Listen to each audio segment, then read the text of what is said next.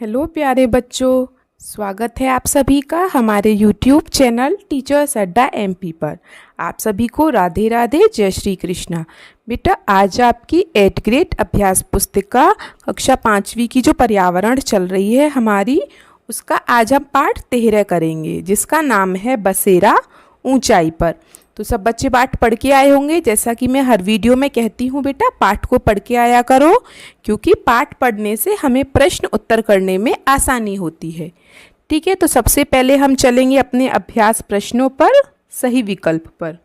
देखते हैं अ, किसी व्यक्ति को ठंडे स्थान पर जाना है, उसके पास सामान ज़्यादा भारी हो गया है, आप उसे किससे बनी स्वेटर ले जाने की सलाह देंगे।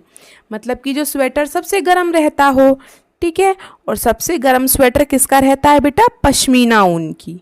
ये एक अलग प्रकार की ऊन होती है। जैसे आपने मान लो पश्मीना का एक स्वेटर पहन लिया और सादा 6 स्वेटर पहन लिए, तो एक ही बराबर है, उसमें इतनी गर्मी रहती है। ठीक है, दूसरा देखिए, चांगा के लोगों द्वारा बनाए जाने वाले टेंट को बेटा क्या कहते हैं? वो लोग रेबो कहते हैं। जो चांगपा में लोग रहते हैं वो अपने टेंट को क्या कहते हैं? रेबो।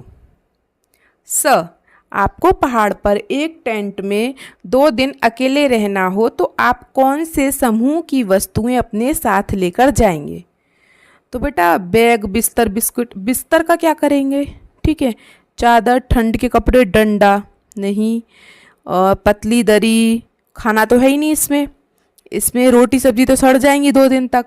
हमें क्या चाहिए? एक स्लीपिंग बैग सोने के लिए, कुछ गर्म कपड़े और सूखा खाना जैसे नमकीन, बिस्किट, मठरी, जो खराब ना हो। ठीक है, अब हम चलते हैं द। श्रीनगर का एक परिवार डल लेक से मछली पकड़ता है। लेक मतलब झील। वो लोग क्या करते हैं? जो डल झील है, एक झील का नाम है डल। ठीक है, डल झील से मछली पकड़ता है और पानी में उगने वाली सब्जियां खाता है। उगाता भी वहीं और खाता भी वहीं है, जो पानी में ही होती हैं। साथ ही कमल के फूल टूरिस्ट को बेचता है। यह परिवार किस प्रकार के घर में रहता है?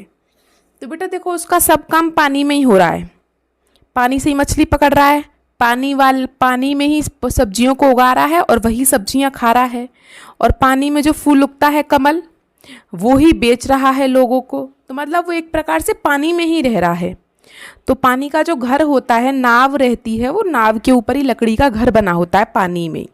ठीक है, तो हम उसको क्या कहते हैं? डोंगा। विकल्प 2 आपका सही है।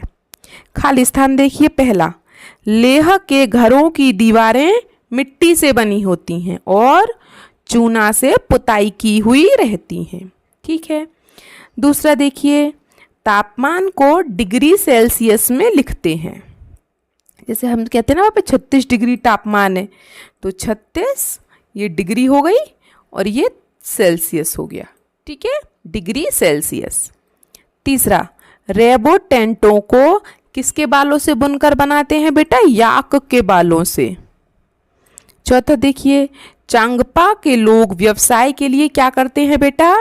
पश्मीना ऊन और बकरियों का पालन करते हैं। पांचवा देखिए, श्रीनगर में आए पर्यटक कहाँ आकर रुकते हैं बेटा? हाउस बोट में। हाउस बोट मतलब जो पानी में बने हुए घर होते हैं। ठीक है, जो नाव होती है ना, उसी पे वो अपना घर बना लेते हैं। अब हम चलते हैं अति लघु प्रश्नों पर। प्रश्न 2, पहाड़ी क्षेत्रों के घरों में लकड़ी के फर्श क्यों बनाए जाते हैं?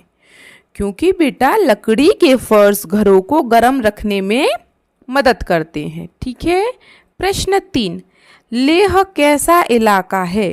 तो बेटा लेह एक ठंडा रेगिस्तान इलाका है जो ऊंचे पहाड़ों से घिरा हुआ है। ठीक है, याद रहेगा। अब हम चलते हैं प्रश्न 4 पर।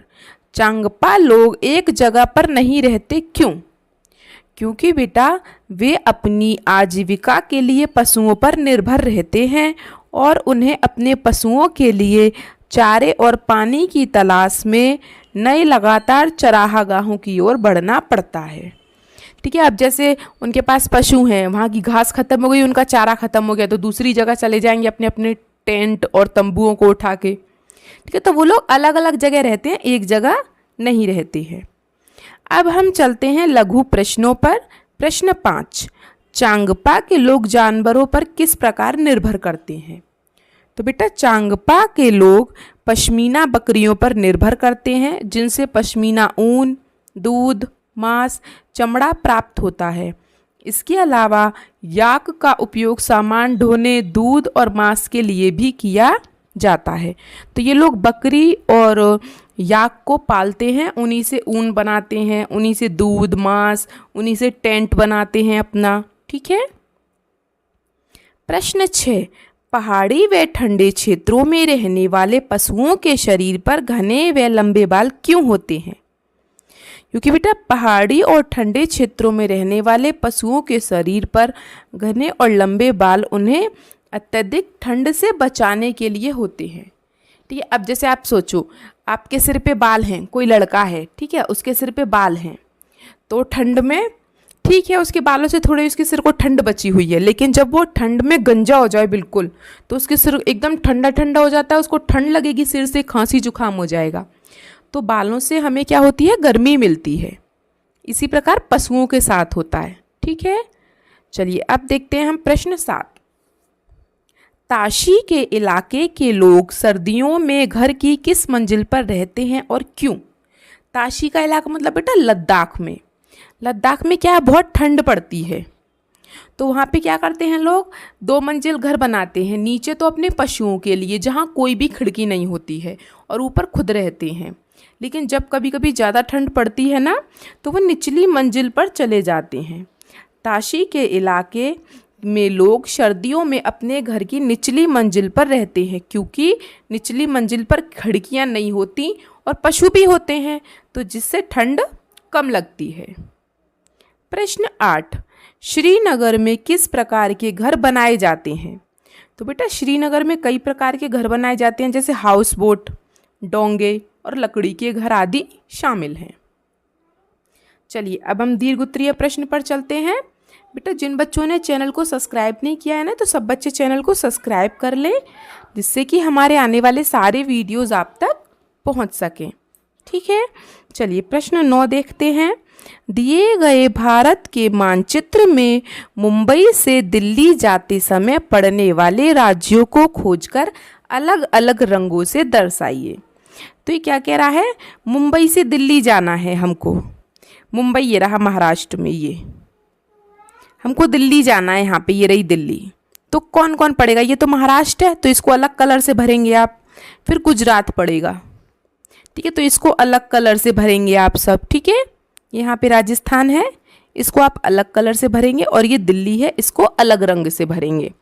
ठीक है, याद रहेगा। देखो मैंने चारों में लिख भी दिया है नाम, आप इसमें देख के अलग अलग रंग भर लें चारों में, और इस तरीके से जैसे यहाँ पे ऐसे रंग भर के यहाँ पे लिख दें गुजरात। ठीक है, ऐसे बाहर की साइड निशान लगा के यहाँ पे लिख दें राजस्थान। ठीक है, यहाँ पे ऐसे निशान लगा के यहाँ पे लिख दें दिल्ली।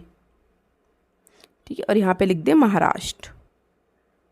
याद रहेगा बेटा, इसमें आपको कलर करना है। ठीक है। प्रश्न 10 जो कि हमारा आज का लास्ट प्रश्न है बेटा, एक ऐसा क्षेत्र जहाँ गर्मी अधिक है, मतलब जहाँ गर्मी ज़्यादा है, आबादी बहुत कम है, मतलब लोग बहुत कम है वहाँ पे, और ऊँट और बकरी पाए जाते हैं, ज़मीन उपजाऊ नहीं है। यहाँ की बात हो रही है, ज़्यादातर मेरे हिसाब से राजस्थान की बात हो रही है। वहाँ के लोगों का जीवन कैसा होगा, अपने विचार पर लिखिए। जैसे घर बेटा वहाँ कैसे होंगे? मिट्टी, पत्थर या अस्थायी सामग्री। अस्थायी सामग्री मतलब जैसे टेंट वगैरह या कपड़े वगैरह के, या बांस वगैरह के ऐसे घर।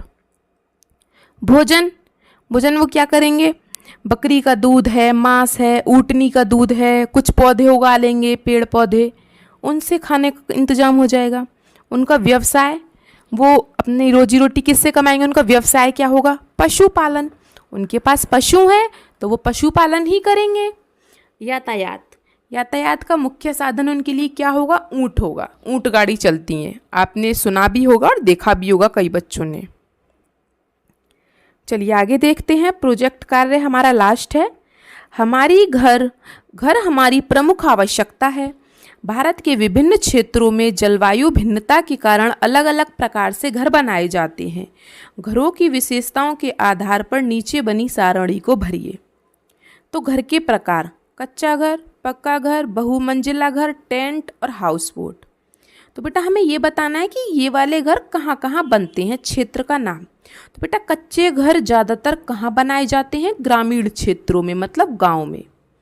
पक्के घर शहरों में या कस्बों में।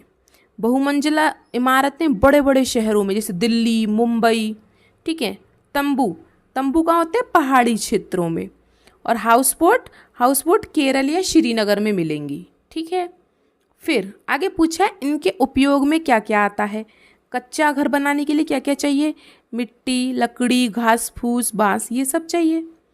पक्का घर बनाने के लिए पत्थर, रेत, ईंट, सीमेंट। इमारतें बनाने के लिए सीमेंट, लोहा, ग्लास, स्टील, ये सब चाहिए। तंबू बनाने के लिए कपड़ा, रस्सी और लकड़ी के खंभे। हाउस बोट बनाने के लिए बेटा लकड़ी, धातु चाहिए जो आधार के लिए, मतलब जो नीचे का तल होता है ना, उसके लिए कोई धातु चाहिए, लकड़ी और अन्य जो उसमें सामग्री लगती है वो। ठीक है। उसके बाद इनकी विशेषताएं क्या हैं। कच्चे घर की विशेषता क्या है बेटा, ये सस्ते हैं। पक्का घर मजबूत और टिकाऊ होता है। बहुमंजिला इमारत क्या है, उसमें एक साथ कई परिवार रह सकते हैं।